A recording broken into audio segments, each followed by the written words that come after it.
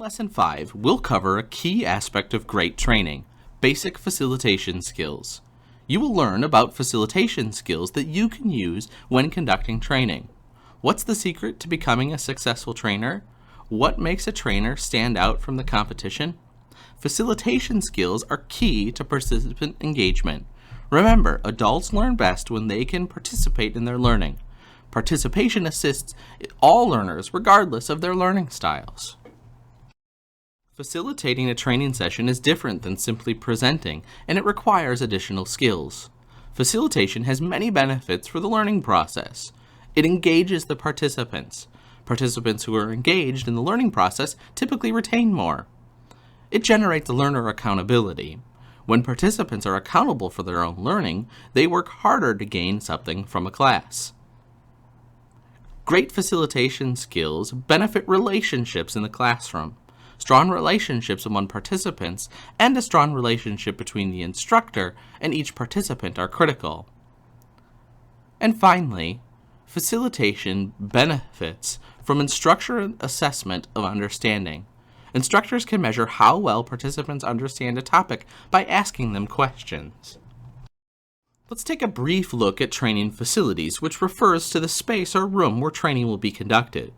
A good training facility offers the following features. It's comfortable and accessible, it's quiet, private, and free from interruptions, and has sufficient space for trainers to work and interact. Let's discuss 5.1 Training Facilities. Have you ever been in a class or training session where you felt the facilities either helped or hurt your ability to learn? Press pause now to complete this activity in your seminar workbook. When you've finished, press play to continue with the seminar. Adults need adequate facilities to promote learning. Participants need space to be comfortable and free from distractions. Inadequate facilities can be a barrier to effective adult learning. Here are some details to consider when evaluating your training room. Noise. Check the noise from heating or air conditioning systems, adjacent rooms, corridors, or outside the building. Room. Use rooms that are somewhat square in shape. Long, narrow rooms make it difficult for trainers to see and hear participants from the back of the room. Lighting.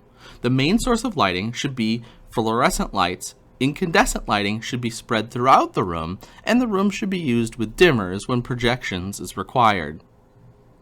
Chairs. Chairs should be on wheels, swivels, and have backs to provide comfort. Glare. Check for eliminate glare from metal surfaces and other objects. Acoustics. Check the bounce or absorption of sound to make sure folks can hear. And technology.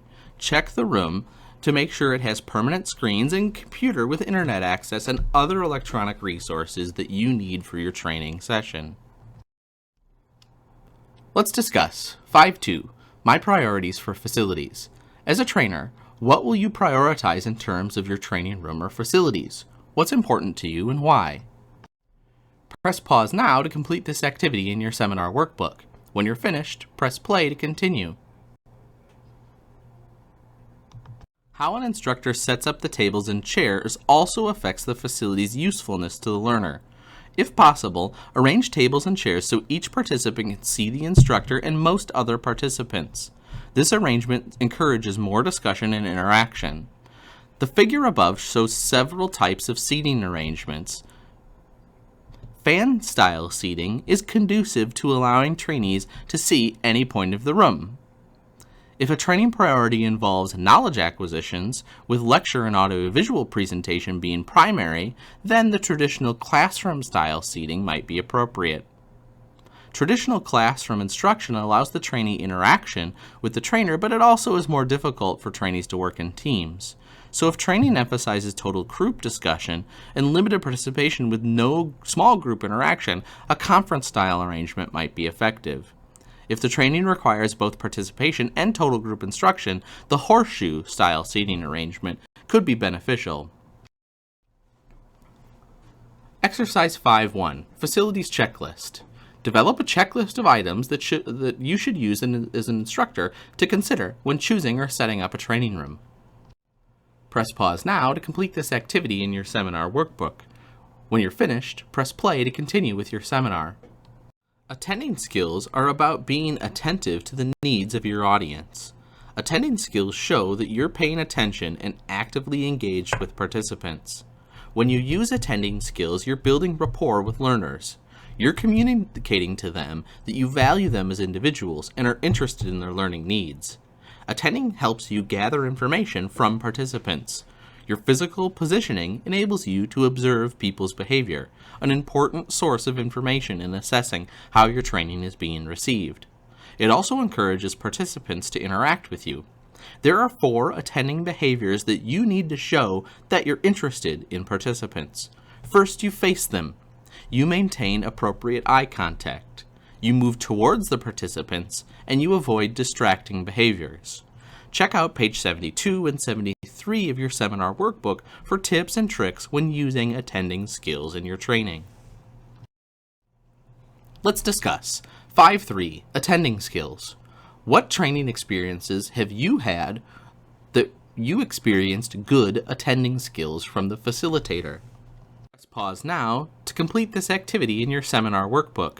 When you are finished, press play to continue with your seminar. Let's continue our discussion. 5.4 Trainer's First Impression. In your experience, what makes a good first impression of a trainer? Or a not so good first impression? Press pause now to complete this activity in your seminar workbook. When you're finished, press play to continue with the seminar. Observing skills help you assess how your training is being received. Based on observations, you can make a decision to continue with the learning process as planned or to modify in response to participant needs. There are 3 steps in using observing skills that you see here. Here are the 3 steps in detail. Step 1. Observe the person's nonverbal behavior. Are they smiling, yawning, nodding? Step 2. Try to determine the person's feelings based on what you've observed. And then step 3. Take appropriate action based on those inferences.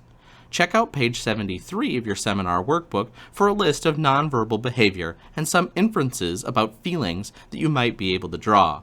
Then, on page 74, explore the inferences drawn from the feelings you've identified. Let's try an exercise. 5.2. What would you do? Using what you've just learned about observing skills, provide action to take based on confirmed observations of the following participant feelings. Press pause now to complete this activity in your seminar workbook. When you're finished, press play to continue with the seminar. Presentation skills are as important as the content being presented. If you've ever attended a class where the instructor spoke in a monotone voice and failed to use visual aids, or was ill-prepared or did not interact with the participants, you can understand how important presentation skills are. Presentation skills are built on 3 elements. 1. Trainer credibility, 2. Preparation, and 3. Training aids. Let's take a look. The trainer's credibility affects how well adult learners receive information that's being presented. Adult learners may have the tendency to question whether or not this instructor knows enough to be teaching the class. Let's discuss 5.5 Trainer credibility. What makes a trainer credible to you? Press pause now to complete this activity in your seminar workbook. When you are finished, press play to continue the seminar. Adult learners want to know that the trainer has sufficient knowledge and experience to teach the course. They do not want a person teaching who has less knowledge about the subject than they do. Adult learners value years as well as quality or depth of experience as it relates to the content being presented. Instructors should explain their background at the beginning of a training to build a foundation of trust and respect with participants. Let's complete an exercise. 5.3 Trainer credibility. Read the sentences provided in your seminar workbook and determine whether the statement is true or false. Press pause now to complete this activity in your seminar workbook. When you're finished, press play to continue with your seminar. Preparation is essential for good presentations and can alleviate the instructor's feelings of nervousness concerning delivery. Thoroughly studying the participants' materials, leaders' notes, handouts, exercises, and learning activities ensures that a trainer makes an effective delivery. Arrive at the training site early so you can check facilities and resources available. Make sure all equipment's working. Prepare necessary flip charts, posters, or boards. Arrange backup plans in case equipment fails to operate correctly. Make notes about the presentation prior to class to help deliver information. Let's develop your seminar. 5.1 My Preparation Checklist. As you think about facilitating your training session, create a preparation checklist. Press pause now to complete this activity in your seminar workbook. When you are finished, press play to continue with the seminar.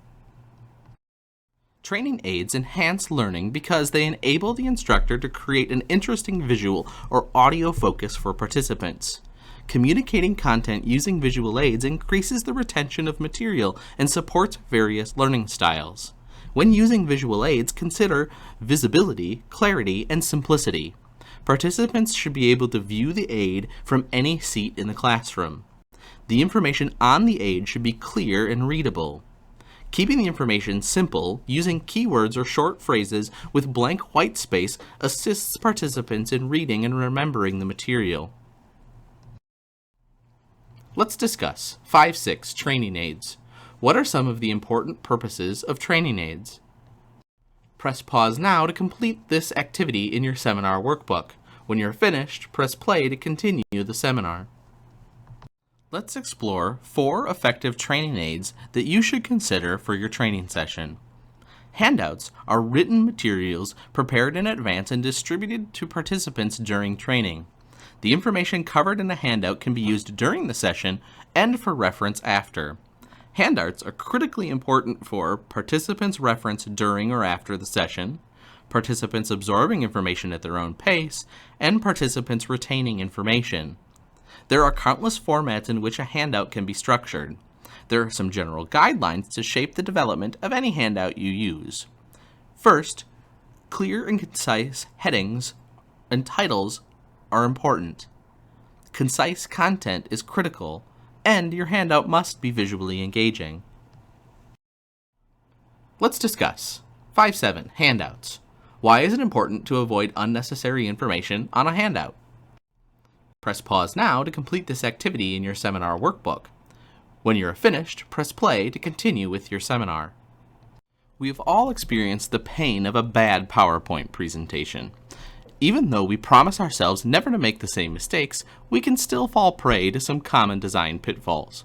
By keeping in mind a few guidelines, your slides can stand out above the crowd. There's only one goal for a PowerPoint slide presentation. It should be a visual tool to help your audience understand your message. That's it. Your slides are a visual aid to your presentation. Nothing more, nothing less. It's your job to equip your audience with the knowledge they need to take action. Here are some guidelines for creating great slide presentations. Do not use standard templates. Use meaningful visuals. Ensure consistent design with other resources. You should have no more than 6 words per slide, and keep it simple. For more information on creating great slide presentation, see Greg's How to Fix Your Really Bad PowerPoint Presentation on YouTube.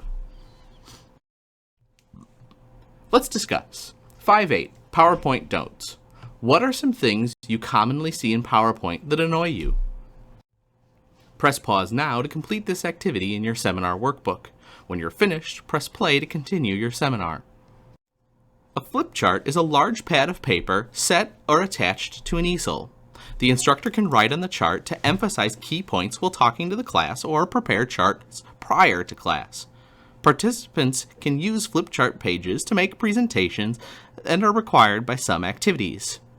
Completed flip chart sheets may also be posted around the room as a reminder of information to reinforce learning. Guidelines concerning flip charts include: use colorful markers. Don't talk and write simultaneously. Write, then talk to the group. Write keywords or phrases only. Ask participants to assist by writing for you.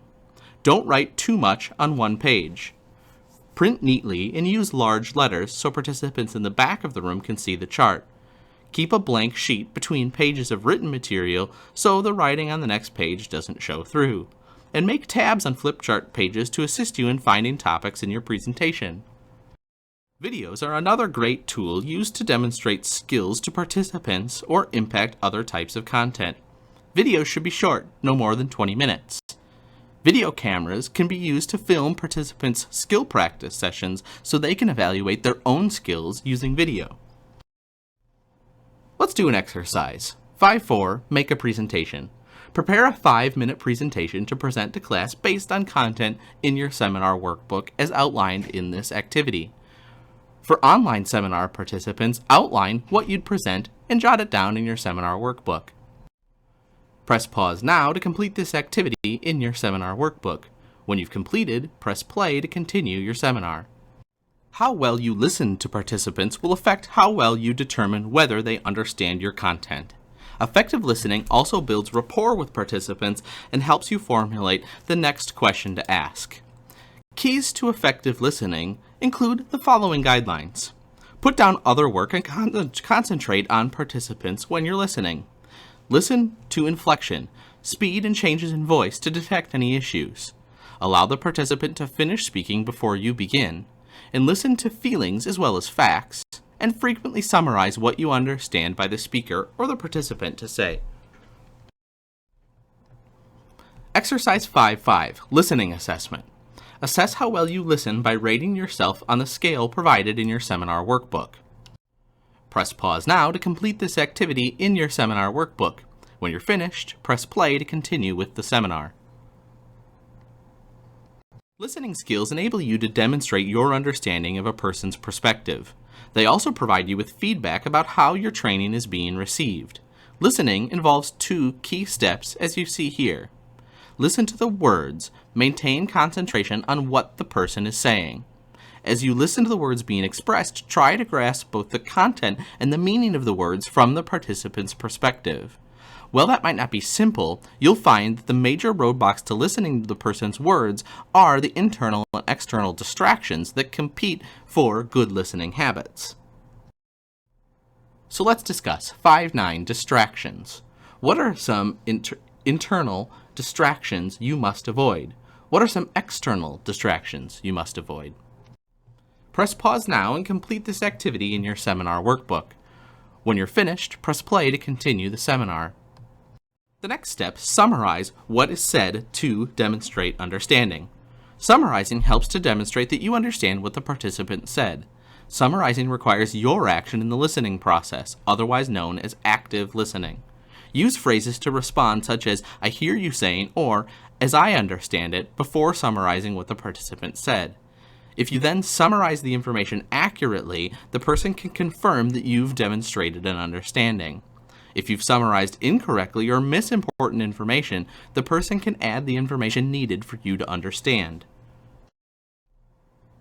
Let's try exercise 5.6, summarizing. Practice summarizing the statements provided in your seminar workbook. Press pause now to complete this activity in your seminar workbook. When you're finished, press play to continue with the seminar.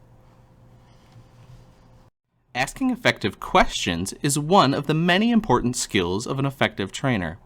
There are 2 basic types of questions for which you should choose, closed and open. Closed questions require a 1 or 2 word answer.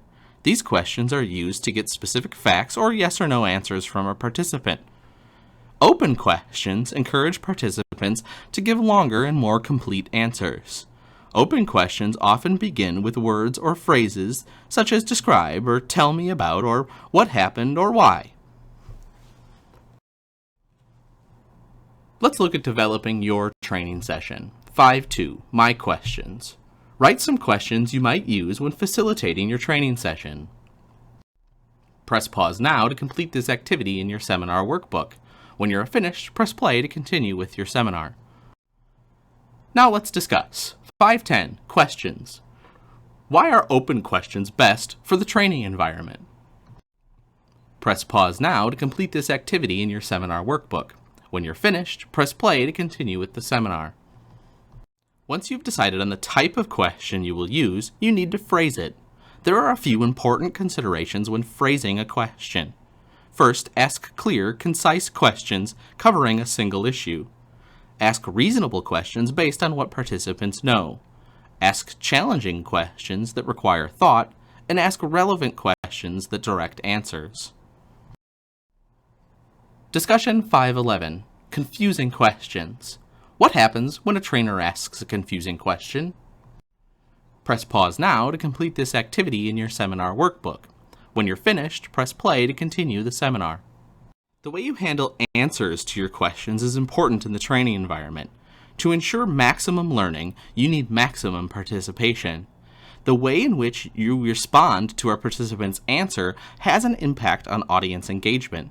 Some ways to handle response and maintain high levels of participation are to use positive reinforcement for correct answers, acknowledge the effort of the respondent regardless of the answer, and minimize potential embarrassment for wrong or incomplete answers. One factor that can have powerful effects on student participation is the amount of time the instructor pauses between asking a question and doing something else, calling on a student or responding to the question.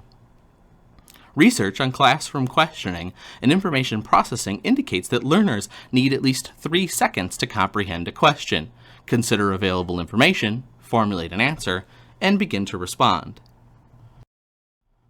Discussion 512. Partially right? How would you handle a question that's partially right? Press pause now to complete this activity in your seminar workbook. When you're finished, press play to continue with the seminar. Let's continue our discussion. 513. Redirect questions. What might you do to redirect a question that was answered incorrectly? Press pause now to complete this activity in your seminar workbook. When you're finished, press play to continue with your seminar. Questions provide the opportunity to ensure the entire group's learning as well as that of an individual asking the question. The way a trainer responds to questions will affect whether participants feel free to ask future questions and their overall engagement in your training content. There are 3 acceptable ways to respond to a question. 1. Provide the answer yourself. 2. Redirect the question to our participant.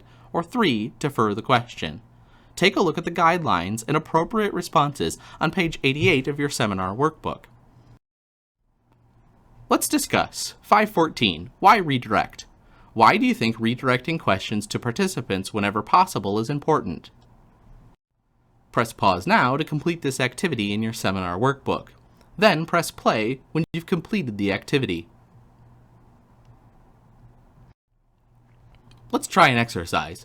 5-7. Responding to questions. Develop responses to the questions in your workbook. Press pause now to complete this activity in your seminar workbook. When you've finished, press play to continue with your seminar. Now let's develop your training session. 5-3. My questions. Write some questions you might ask when facilitating your training session. Press pause now to complete this activity in your seminar workbook. When you're complete, press play to continue with the seminar.